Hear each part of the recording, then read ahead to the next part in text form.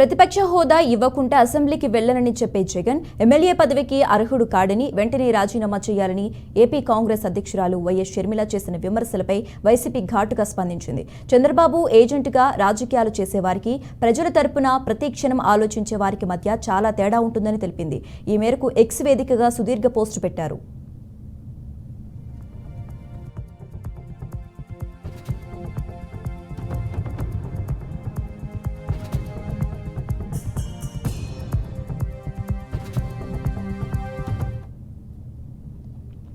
మీ మాటలు చూస్తే జగన్ మీద ద్వేషమే కనిపిస్తుంది తప్ప ప్రజా సమస్యలు ఎక్కడా కనిపించడం లేదని షర్మిలపై వైసీపీ పార్టీ మండిపడ్డారు. ప్రతిపక్షంలో ఉండి మరో ప్రతిపక్షాన్ని తిడుతున్నారంటే చంద్రబాబుకు మద్దతు పలకటమే మీ అజెండా అని అర్థమవుతుందని విమర్శించారు.